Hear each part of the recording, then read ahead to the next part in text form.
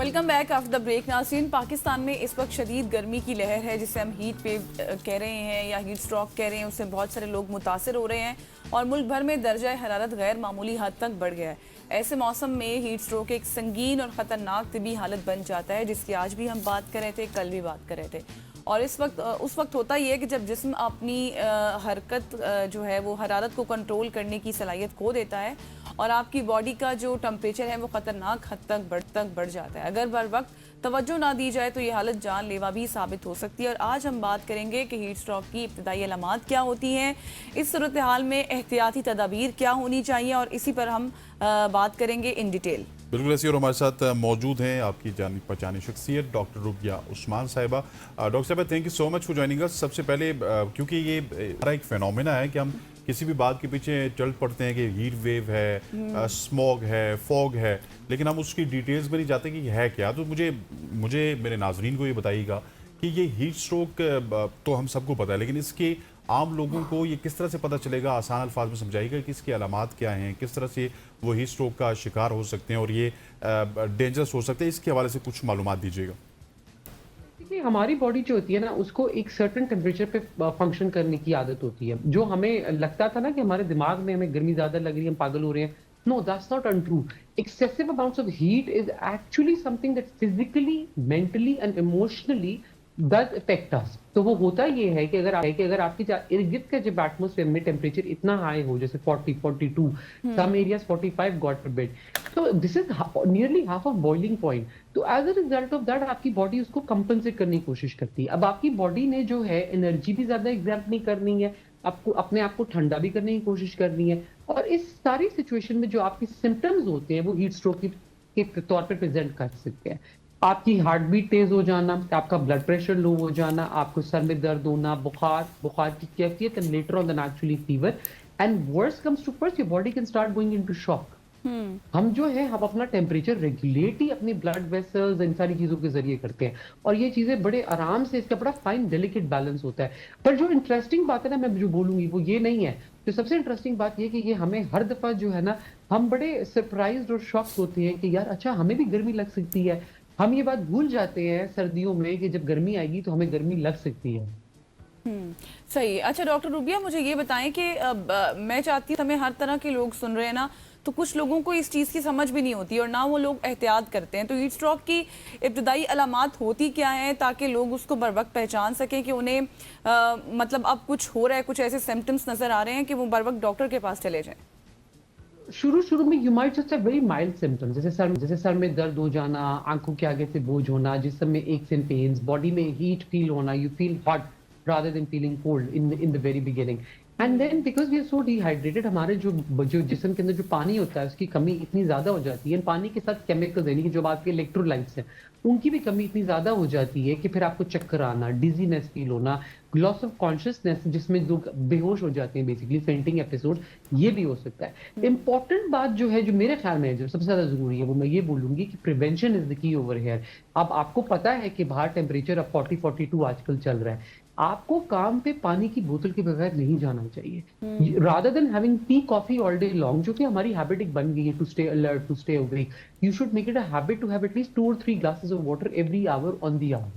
आहिस्ता आहिस्ता आप थोड़ी करके वो पानी पिए। अब जो सबसे जरूरी बात इसके साथ जो ऐड करूंगी वो ये कि पानी किसी से नहीं पिया जाता, पानी मेरे से भी नहीं पिया जाता। पानी पीने के बाद आपको नौजिया होता है, मतली होती है, अक्सर लोग कहते हैं यार मैं तो नहीं पी सकता ये। तो हम थर्स्ट ड्रिवन अपनी जो है पानी की हम अपना पूरी करते हैं मिकदार, जब हमें प्यास लगती है तो पीते हैं, वरना पीते ही नहीं है। लेकिन it can not be like that in this weather, because you are losing a lot of this through sweating, through trying to keep your body cold and calm. तो उसके लिए बहुत जरूरी है कि आप थोड़ा थोड़ा पानी सारा दिन पिए, उसमें आप थोड़ा सा मिंट ऐड कर लें, लेमन ऐड कर लें, लेमन का एक स्लाइस ऐड कर लें, जो चीज आपको थोड़ा सा टेस्ट देती है, and then drink it all day. Rubia, मुझे ये कि जब अगर किसी भी शख्स को हीट स्ट्रोक हो जाए तो फौरी तौर पे उसको क्या कुछ प्रिकॉशनरी मेजरमेंट्स लेने चाहिए? The most important thing is if you're alone, don't be alone. You're alone. You need to seek help. You need to shout out for help कि जी मेरी तबीयत ठीक नहीं है. अगर आपको जाके ठंडे कमरे में एक सुकून के साथ मतलब अंधेरे कमरे में लोगों को होता है कि जाके थोड़ी देर लेटूंगा ठीक हो जाऊंगा. Even if you're doing that, still call a friend, call a family member. किसी को बता के ही जाके लेटे. अकेले ना हो इस सिचुएशन में क्योंकि अगर आपकी तबीयत और वर्स होती है तो nobody will be able to get you help. दूसरी बात ये कि शुरू की स्टेजेस में ऐसा हो सकता है कि आप पेशेंट का टेम्परेचर कूल डाउन करने की कोशिश करें. आप एक कपड़ा लें, उसको ठंडे पानी में निचोड़ें, माथे पे पट्टी करना, गर्दन पे पट्टी करना, that's also possible. Sudden changes in temperatures की तरफ ना जाएं. लोग अक्सर कहते हैं टूटी के नीचे बैठा दो, पानी में तालाब में फेंक दो. ऐसा नहीं करना. तालाब में ना फेंकें अनलेस कि आपके सौतेले बच्चे हैं, ऐसा ना करें. हल्का हल्का उनका टेम्परेचर कंट्रोल करने की कोशिश करें. उनको हाइड्रेट करें again little bits and bobs में, तो थोड़ा थोड़ा पानी सिप्स के तौर पे दें. अगर ये सारी चीजों पे लग रहा है आपको कि पेशेंट को फर्क नहीं पड़ा या पेशेंट सॉलो नहीं कर पाता क्योंकि अक्सर लोग इस बेहोशी या नींद बेहोशी की आलम में होते हैं कि वो नहीं खा पी सकते हैं, go straight to a good hospital. मैं ये बात बहुत ज्यादा इंपॉर्टेंटली स्ट्रेस करती हूँ कि ये वो सिचुएशन नहीं होती जिसमें आप प्राइवेट क्लिनिक्स का रुख करें. ये वो सिचुएशन होती है जिसमें आपको एक अच्छा सरकारी अस्पताल या अच्छा बड़ा अस्पताल जरूरी चाहिए होता है बिकॉज वहां पे आपकी सारी प्रॉपर तहकीक भी हो सकती है, आपको प्रॉम्प्ट ट्रीटमेंट मिलता है टाइमली मैनर में, and sometimes even minutes can be really lethal in this सही. अच्छा डॉक्टर रूबिया, मुझे फिर ये बताएं कि अब ये हम कह सकते हैं, ये दुरुस्त होगा कहना कि हीट स्ट्रोक सिर्फ धूप में ही होता है या फिर बगैर धूप के भी हो सकता है, गर्मी की वजह से, शदीद हब्स की वजह से? आजकल का टेम्परेचर तो हमारा saddest part is so high because हमारे यहाँ डिफॉरेस्टेशन हो रही है, ट्रीज नहीं है, ज्यादा बिल्ट अप एरियाज हैं. ये सारी सिचुएशन की वजह से अब आप अगर नोटिस करें आपके घर भी कितने गर्म हो रहे हैं. आई हैव रियलाइज नाउ कि आप if you live on a first floor portion for example, अगर आप ग्राउंड फ्लोर पे नहीं रह रहे हैं तो आप मेरी बात फौरन समझ गए होंगे. हम लोगों के तो मुझे I live on a first floor portion for example, तो हम लोगों की तो गर्मी जो है 4 हफ्ते पहले शुरू हो गई थी. मतलब ग्राउंड फ्लोर वालों को अब पता चलता है. So yes, even in shade sometimes you feel the headache भी आता है आपको टेंशन भी होनी शुरू हो जाती है कि समथिंग इज नॉट राइट. पुराने वक्तों में बड़ा एक चीज का एहतियात की जाती थी कि आपका घर ईस्ट फेसिंग है कि वेस्ट फेसिंग है, और पुराने बड़े हमारे इन बातों के बारे में बहुत जिक्र भी करते थे. तो I always go back to my roots when I talk about these even medically. So the little things are कि आप पानी छिड़कें. अगर आपके पास जो है बहुत ज्यादा कोई सेटअप सिस्टम नहीं है कि आपके पास एयर कंडीशनर नहीं है तो आप अपने बिस्तर पे पानी छिड़के सोने से पहले. अगर आप अपने घर की सफाई कर रहे हैं तो आप जमीन पे पानी छिड़के ताकि डस्ट ना उड़े. आप अपनी खिड़कियां अपने बेशक खिड़की खुली रखें बट पर्दे बंद रखें. सो दैट मीन्स ताकि आपकी थोड़ी विंड आए लेकिन हीट कम आए. अगर धूप का रुख आपकी तरफ है उस कमरे में अवॉइड करें जाना इफ दैट्स पॉसिबल. ऐसे कमरे में रहें जहाँ पे नहीं धूप का रुख हो. तो ये छोटी छोटी वो चीजें जो मेरे ख्याल है हम सारे अपने माँ बाप से और अपने बड़ों से सुनते आ रहे हैं, लेकिन हमने कभी इस चीज के बारे में ज्यादा सोचा नहीं है. अब हम भी शायद बड़े हो गए तो इसलिए हमें रूबी, आई हैव क्वेश्चंस. 2-3 सवाल है मेरे इस सवाल में, उस सारों के मैं चाहता हूँ आप जवाब दें. हीट स्ट्रोक कितना डेंजरस होता है और किस किस पार्ट को ये मुतासर करता है जिस्म के, और क्या ये जानलेवा भी हो सकता है, और अगर एक दफ़ा आपको हीट स्ट्रोक हो गया तो दोबारा होने के कितने इम्कानात हैं?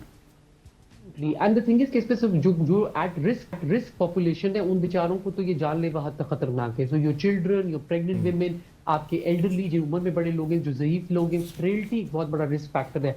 लोग समझते हैं कि बड़ी उम्र का होने का मतलब ये हुआ कि सिर्फ अगर बीमारियां होंगी तो हम होंगे. नहीं, आपकी एज जब 65 से अबव होनी शुरू हो जाती है तो आपका फ्रेलिटी इंडेक्स बढ़ता जाता है. दैट बेसिकली मीन्स कि आप ज़ईफ होते जा रहे हैं, आपकी हड्डियां, आपका जिस्म, उसके ऑर्गन्स की ताकत खत्म होती जा रही है.